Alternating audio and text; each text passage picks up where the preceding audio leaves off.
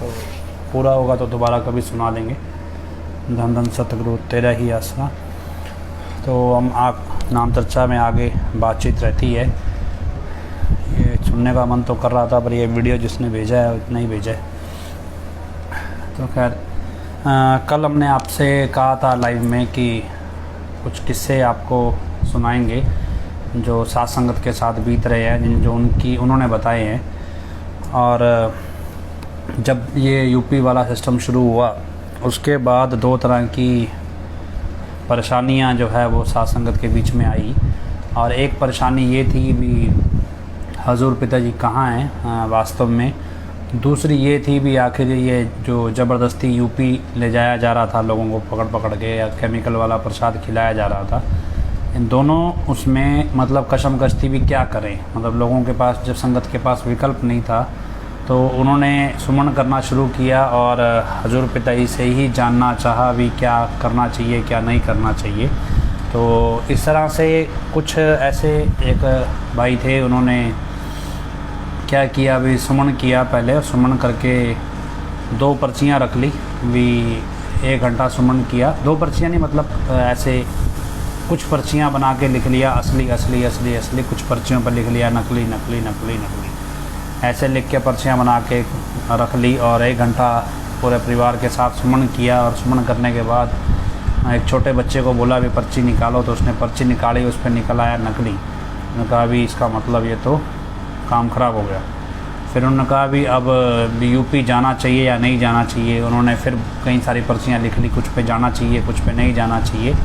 और फिर जब ये पर्चियाँ लिख के डाल ली, फिर 1 घंटा अगले दिन सुमन किया सारे परिवार ने मिल के, और पर्ची निकाली तो उसमें लिखा नहीं जाना चाहिए। तो उन्होंने फिर तीसरा भी क्या किया भी ये यूपी वाला बाबा टिकेगा या भागेगा। तो ऐसे कुछ पर्चियाँ टिकेगा की डाल ली, कुछ भागेगा ये डाल ली। तो उसमें फिर 1 घंटा अगले दिन सुमन किया और परिवार ने मिल के, और फिर अगले पर्ची निकाली तो लिखा भी भागेगा। फिर ऐसे करते करते उन्होंने उसके बाद उनको एक दिन दर्शन हुए हजूर पिताजी के और माता जी के, माता पूजनीय माता जी के। उन्होंने बताया ये सब कुछ भी क्या चल रहा है। तो फिर उन्हें यकीन हो गया। फिर उनको बहुत सारे प्रबंधकों, हालांकि वो अच्छे सेवादार हैं, उनको बहुत सारे प्रबंधकों ने, अलग अलग जिम्मेवारों ने फ़ोन किया भी आ जाओ आ जाओ आ जाओ, यहाँ आ जाओ, ये है वो है। बहुत सारे ऐसे अब मतलब तथाकथित भक्तों ने किया। लेकिन फिर वो कहते नहीं, मेरे को तो अंदर से हजूर पिताजी ने बता दिया है और मैं किसी भी हाल में यूपी नहीं जाऊंगा, चाहे कुछ मर्ज़ी हो जाए। और जाऊंगा ही नहीं, दर्शन ही नहीं करूंगा, जो तुम दिखाना चाहते हो वो नहीं करूंगा। तो एक ही किस्सा था। इसके बाद एक परिवार था जैसे, और परिवार में क्या हुआ अभी, परिवार के कुछ सदस्य, मतलब क्या ज़्यादातर सदस्य यूपी ना जाने के हक़ में थे। लेकिन एक ऐसा था जो, क्योंकि उसकी अगर रिश्तेदारी जुड़ी थी भी, यूपी जाने के पक्ष में था। तो ऐसे अब आपस में परिवार में विवाद हो गया इसी बात के ऊपर भी, जाना चाहिए या नहीं जाना चाहिए। तो क्या हुआ अभी एक दिन, जैसे जो अब परिवार में ज़्यादातर सदस्य ना जाने के पक्ष में थे, तो जो जाने के पक्ष में था उसको भी शक हो गया। तो उसने सुमन करना शुरू किया, और सुमन करके पिताजी ने उसे दर्शन दिए और दिखाया क्या भी यूपी के अंदर सत्संग लगा हुआ है ऐसे, और यूपी वाले बाबा बैठे हुए, और बैठे बैठे उनकी दाढ़ी नीचे गिर गई। और जब गिर गई तो सारे लोग चौंक गए, कैसे, ये क्या हुआ, कैसे हुआ। तो उसके बाद उसे यकीन हो गया भी नहीं, ये सब नकली है, और तो हजूर पिताजी ने दर्शन दे के दिखा दिया मुझे भी ये गलत है सब। तो फिर उसका भी मन हो गया, नहीं मैं भी नहीं जाऊंगा। उसके बाद चाहे लोग कितनी कोशिश करते रहे, फिर वो भी नहीं गया। और फिर एक किस्सा, और ऐसे कई किस्से थे, अब जो जो याद आता रहेगा बताते रहेंगे। कुछ ये तो किस्से थे भी जो यूपी जाना चाहते थे या नहीं जाना चाहते थे, उसमें दृढ़ गुण में थे भी हम।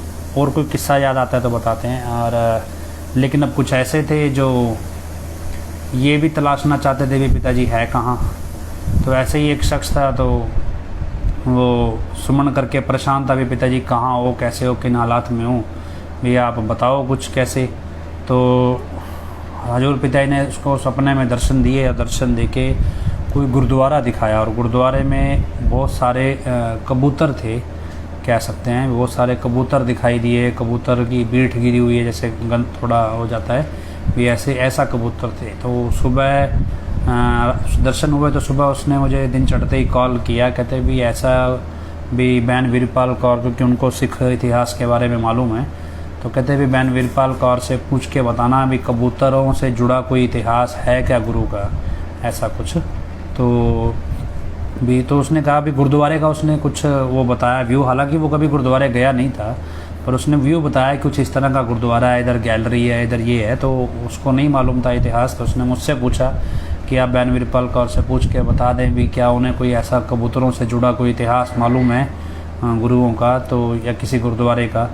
तो जब मैंने पूछा तो उन्होंने बताया भी नौहर के अंदर एक गुरुद्वारा है, नौहर सिरसा के पास नौहर है भी, वहाँ मतलब गुरु गोविंद सिंह जी एक बार गए थे तो उन्होंने मरे हुए कबूतर जिंदा किए थे। उनका कोई किस्सा है वहाँ पे भी, कबूतर थे, वो कबूतर मर गए थे तो जैसे, और वो कबूतर बाद में गुरु गोविंद सिंह जी ने जीवित कर दिए थे, तो ऐसा कोई किस्सा है। इसलिए वहाँ पे कबूतर बहुत आते हैं मतलब उस गुरुद्वारे पे, और कबूतरों को मतलब उनका आना शुभ माना जाता है उस गुरुद्वारे में। तो मैंने उस भाई को बताया भी कुछ ऐसा कुछ किस्सा है नौहर के गुरुद्वारे का। तो वो थोड़े टाइम बाद मतलब अगले ही दिन शायद, उसको थोड़ा दूर था तो गाड़ी लेके वो अपने परिवार के साथ वहाँ गया नौहर गुरुद्वारे में। और गुरुद्वारे में जाके जब उसने देखा ठीक बिल्कुल वैसा ही गुरुद्वारा था जैसा उसने सपने में देखा था, और वैसे ही कबूतर थे उस पर, वैसे ही एक जगह पे कबूतरों की पीठें जमा हुई थी, सब कुछ वैसा ही था। तो वो बड़ा खुश हुआ भी, पिताजी ने जो मेरे को दिखाया वो वास्तव में ऐसा ही था। और उसके बाद वो वहाँ गुरुद्वारे गया, वहाँ जाके उसे एक बुज़ुर्ग मिला, और बुज़ुर्ग बड़ा जैसे भक्ति में लीन कह लो, भक्ति था, जो मतलब पूरा एक चित होकर वहाँ पे जो चलता रहता है गुरबाणी का पाठ वो सुन रहा था और बड़ा मन लगा के। तो उसके पास जाके वो बैठ गया, और बैठ के वो बातचीत करने लगा और कहता भी कि आप कैसे, कहते बस मैं गुरु का ध्यान कर रहा हूँ ये वो। तो उसने, लड़का था वो तो सिंपल, मेरे से भी कम उम्र का था, उसने जाके उस बाबा जी से कहा कि जी ऐसा है, जिस ईश्वर को आप याद कर रहे हो वो मुझे लगता है वो ईश्वर यहाँ से होकर गया है अभी कुछ दिनों पहले भी, मुझे उसकी मौजूदगी का यहाँ पे एहसास हो रहा है और भी महसूस हो रहा है बाकायदा। और मैं कभी गुरुद्वारे नहीं आया हूँ, आज पहली बार आया हूँ और मुझे महसूस हो रहा है। तो इतना सुनते ही वो बुज़ुर्ग की आँख से वैराग छूट पड़ा और रोने लगा, मतलब आंसू आने लगे। मतलब ये चीज़ देख के जैसे कहते हैं ना भी, जहाँ प्रेम है, जहाँ गुरु से प्रेम है लोगों का, वहाँ गुरु ईश्वर की मौजूदगी आपको एहसास होती है। तो ऐसा किस्सा हुआ है। ऐसे फिर कुछ बहनें थी, उनको ऐसा एहसास हुआ भी, उनको दर्शन हुए भी। जैसे गुरु ग्रंथ साहिब, वहाँ आप गुरुद्वारे कभी जाएंगे तो मैं भी एक दो बार गया हूँ, तो उस गुरुद्वारे में ना एक जगह पे मतलब जैसे मंदिर में जैसे गुंबद सा बना होता है ऐसे ही कुछ बना होता है, तो पालकी कहते हैं उसे। वहाँ पे जैसे सिंहासन होता है उसके अंदर, उस पर गुरु ग्रंथ साहिब को रखा जाता है बड़ा तरीके से कपड़ा बिछा के, और उसके पीछे एक आदमी बैठता है जिसे पाठी कहते हैं, जो उस ग्रंथ साहिब को पढ़ के सुना रहा होता है। तो वो पढ़ के सुनाता है, कई जगह पे एक्सप्लेनेशन भी देते हैं, कहीं सीधा पढ़ के सुना देते हैं, तो ऐसे उसे पाठी कहते हैं। तो कहीं एक माता कहती मुझे दर्शन हुए भी पिताजी ऐसे गुरु ग्रंथ साहिब पढ़ के सुना रहे हैं।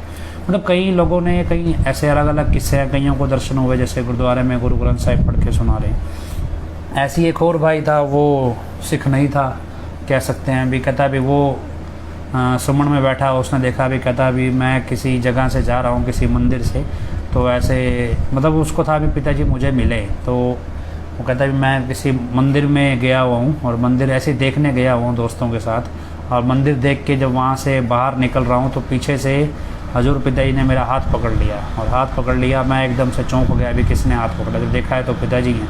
तो मैं पिताजी से पूछा पिताजी आप यहाँ कैसे, ऐसे वैसे, तो पिताजी कहते हैं कि बस ऐसा ही है। कहते पिताजी हम तो बहुत सारी संगत है आपके दर्शन करना चाहती है। पिता कहते, फिर पिताजी ने कुछ ऐसा कहा इतना मतलब उसे, जो वो उसने कहा भी मैं नहीं बता सकता आगे, तो लेकिन इतनी बात मतलब पिताजी ने वचन कर दिया भी किसी को नहीं बतानी है, तो हमें भी नहीं पूरी बात बताई। तो खैर मतलब इस तरह से लोगों को एहसास होने लगा अलग अलग जगहों पे, किसी को कहीं, किसी को पंजाब में कहीं, किसी को महाराष्ट्र में। ऐसी एक बहन का फ़ोन आया, वो बोलने लगी भी वो शायद साउथ में कहीं थी, वो कहती भी मुझे ऐसे एहसास हुआ जैसे पिताजी मेरे आसपास ही घूम रहे हैं। फिर अचानक से आसपास उसने घूमना शुरू किया, जैसे उसको अलग से महसूस होने लगा फिर पिताजी उसके आसपास ही हैं, उसके इलाके में कहीं पर हैं। बहुत सारे लोगों को अलग अलग तरह के एक्सपीरियंस हुए, कुछ ऐसे भी थे जो इंटरेस्टिंग थे।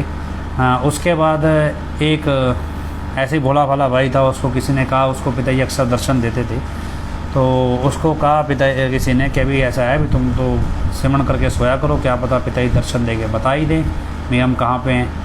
तो वो सीधा साधा आदमी था, वो सिमरण करके सो गया, और सो गया तो उसमें हजूर मतलब उसने क्या देखा, अभी उसको दर्शन दिए हजूर पिताजी ने। लेकिन 1 मिनट बाद ही वहाँ पे हनीप्रीत आ गई। तो हनीप्रीत आ गई तो वो चौंक गया कि अभी ये तो यूपी वाला बाबा, ये गुरु हजूर पिताजी तो नहीं है। और वो वहाँ से जब जाने लगा तो कहते दोनों ने मिलकर, हनीप्रीत और यूपी वाले बाबा ने मिलकर मुझे पकड़ लिया, ऐसे मेरे बाल पकड़ लिए, मुझे पकड़ लिया, अभी तू ऐसे भी हमारे खिलाफ़ प्रचार करता है, तेरे को हम जाने नहीं देंगे, तेरे को छोड़ेंगे नहीं। जब ऐसा कुछ हुआ तो वो कहता जी मैंने लगाया नारा, और नारा लगाते ही वो दोनों भाग गए, और फिर मेरी जाग खुल गई। तो ऐसे किस्से हैं, आप यकीन करिए ना करिए, लेकिन जो लोगों के हैं इंटरेस्टिंग है, आपको सुनने चाहिए। और एक किस्सा और सुनाते हैं। एक कोई था भाई, वो उसको कहने लगे भी जा अभी 5 साल सेवा करिए तो दाँत ले आओ।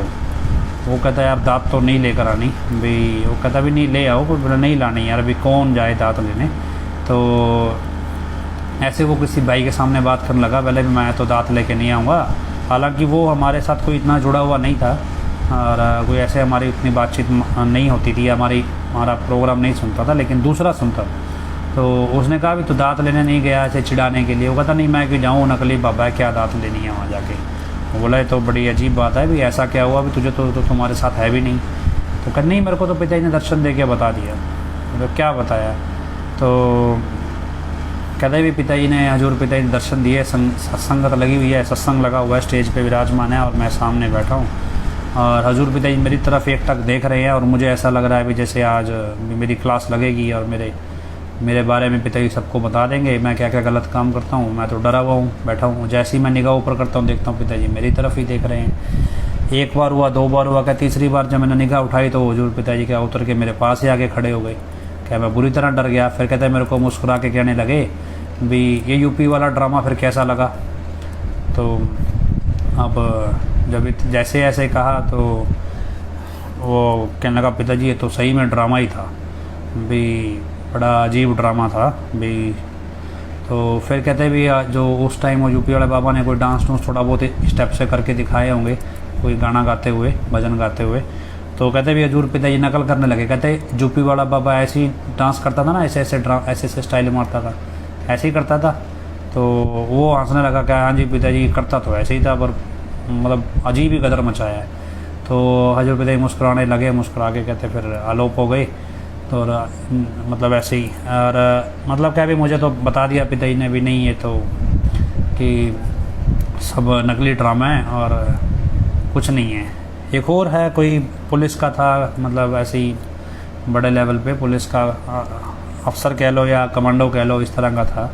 वो कहता जी मैं ऐसे ही, उसने भी सुमन किया, वो बहुत परेशान हो गया, उसके परिवार वाले सभी यूपी जाए, वो परेशान हो गया भी मैं तो कैसे जाऊँ भी, मैंने नहीं जाना, उसका प्रेम बहुत है हजूर पिताजी से। तो पिताजी मैं सुमन में बैठ गया। सुमन में पिताजी ने मेरे को दिखाया कि पिताजी मेरे घर आ गए, और घर आए हैं चरण टिकाने, मेरे घर आए और थोड़ी देर बाद वहाँ पे शोर मच गया भी, हनीप्रीत भी आई।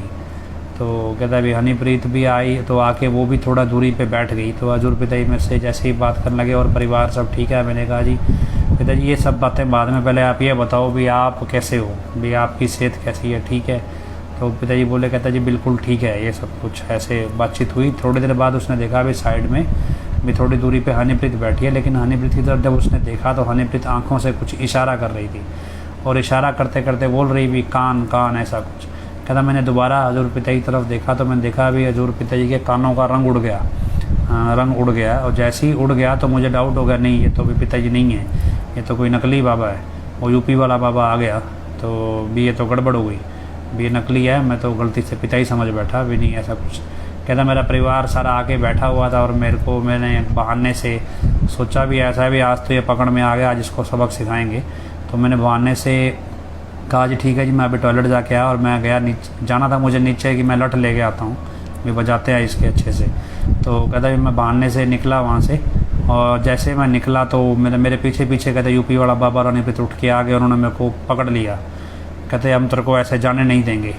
अब तो वो कहता अभी रुक जाओ, मैं तुम्हें सिखाता हूँ सबक ऐसे तरीके से। और क्योंकि कमांडो था तो कमांडो वाली भाषा थी। वो कहता अभी मतलब को जाने नहीं देंगे। कहते उन्होंने मेरे को इतनी बुरी तरह पकड़ लिया, मेरे बाल खींच लिए सब कुछ। कहते मैं हालांकि डरता नहीं हूँ, मैंने बड़े बड़े ऐसे मतलब लड़ाइयाँ लड़ी हैं, लेकिन उस दिन ऐसा हुआ कि मुझे डर लगने लगा। कहते फिर मैंने नारा लगाया हजूर पिताजी को कि पिताजी मेरे को इन जालिमों से बचाओ। कहते अचानक से फिर जैसे ही नारा लगाया तो ये दोनों भाग खड़े हुए। और मतलब इस तरह के किस्से हैं कई अलग अलग जो लोगों के सामने हुए, अलग अलग उसमें हुए। और पिताजी ने जैसे कह लो डायरेक्टली इनडायरेक्टली उनको एहसास कराया अभी ये सब कुछ नकली है। और उसके बाद एडम ब्लॉक वाले जितना मर्जी जोर लगा लिया उन्होंने, तो कुछ मर्जी कर लिया, लेकिन कोई भी ना तो यूपी गया, ना ही वो आसपास जो इतना स्क्रीन पे चलाते थे ये ड्रामा तो वहाँ देखने गया, बाकी ना ही उन्होंने कोई केमिकल वाला इस तरह का प्रसाद खाया। फिर ऐसी एक बहन को हो गया कि पिताजी मेरे घर हर रोज़ प्रसाद ले आते हैं, भी क्या करें, भी ये प्रसाद खाएं ना खाएं ऐसे। तो फिर पिताजी ने कहते सुदर्शन दे के बताया कि नहीं बेटा प्रसाद अगर दे भी जाते हैं ज़बरदस्ती तो किसी गाय पशु को डाल दिया करो, भी ऐसे खाना नहीं है। कहते जी तब से फिर मैंने कोई प्रसाद नहीं खाया, जो भी एडम ब्लॉक वाले प्रसाद दे के जाते थे वो किसी पर ना किसी पशु को डाल देते थे। फिर ऐसे ही एक किसी और बहन को हो गया अभी प्रसाद का ऐसे क्या करना है, क्या है ये प्रसाद क्या नहीं है। तो कहते फिर एक दिन हजूर पिताजी ने दर्शन दिए तो बताया, कहते पिताजी के हाथ में 2-3 पुड़ियाँ थी और कहते पिताजी जो ये प्रसाद दे के जाते हैं जिम्मेवार भी, ये प्रसाद क्या है कैसे नहीं है। तो कहते पिताजी ने पहली पुड़ी खोली, कहते उसमें राख थी। दूसरी पुड़ी खोली, कहते मिट्टी थी। तीसरी पुड़िया नहीं खोली तो कहते बेटा जो ये प्रसाद दे के जा रहे हैं तो राख और मिट्टी है, इसमें कुछ नहीं है भी और कुछ नहीं है, इसमें कोई ऐसी शक्ति नहीं है, राख और मिट्टी है, अभी इसे खाने ना खाने से कोई फ़ायदा नहीं है। तो कहते उस दिन के बाद फिर उसने भी प्रसाद लेना मना कर दिया, बंद कर दिया। तो खैर ये चीज़ें ऐसी हैं जो साथ संगत को हजूर पिताजी ने खुद दर्शन दे के इन चीज़ों का एहसास करवाया भी क्या सही है क्या गलत है।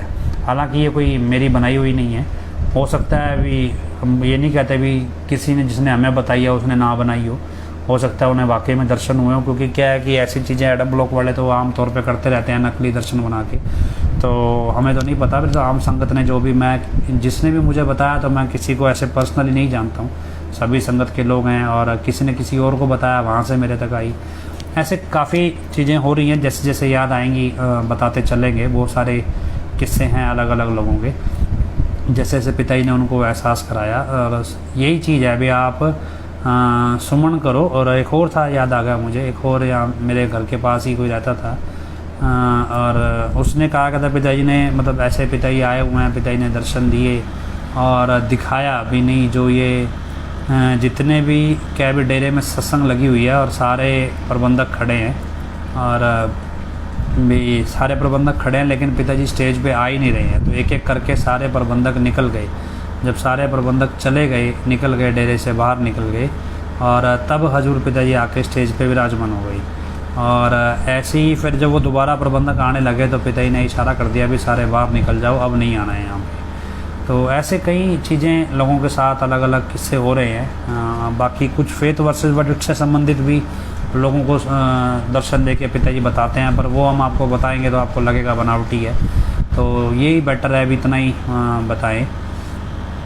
तो ये सारी चीज़, हाँ ये ईश्वर सिंह जी लिख रहे हैं, अभी उनको भी पिताजी ने बताया था कि हमारे साथ धोखा हुआ है। देखिए संगत को ऐसा नहीं है, अभी पिताजी जब खुद ही पिताजी साथ संगत को सचेत कर रहे हैं तो हमें लगता है कि सबको सोचना चाहिए, विचार करना चाहिए और न्यूट्रल होकर हजूर पिताजी के शरण में जाना चाहिए कि पिताजी आप हमारा मार्गदर्शन करो, हमें क्या करना चाहिए क्या नहीं करना चाहिए और क्या सही है क्या गलत है आप ही बताओ। जब आपके अंदर गुरु का प्रेम होगा और उस प्रेम में सच्चाई जानने की इच्छा होगी तो ऐसा नहीं जब इतने सभी लोगों को हजूर पिताजी ने सच्चाई बताई है तो फिर आपको क्यों नहीं बताएंगे। तो हमें लगता है कि सबको जैसे कल भी बोला गया भी सुमन करने पे जोर देना चाहिए और कोशिश करनी चाहिए। जो जैसे कुछ लोग ऐसे हैं जिनको जैसे ये नोहर वाले गुरुद्वारे में किसी को दर्शन हुए तो उसने क्या किया भी नहीं, उसकी जिसका प्रेम था वो अगले दिन ही गाड़ी लेकर निकल गया अपने परिवार के साथ भी, पहले काम धंधा छोड़ के भी पहले मैं देख कर आऊँ, क्या पता पिताजी मुझे वहाँ मिल ही जाए। तो ये सब क्या है कि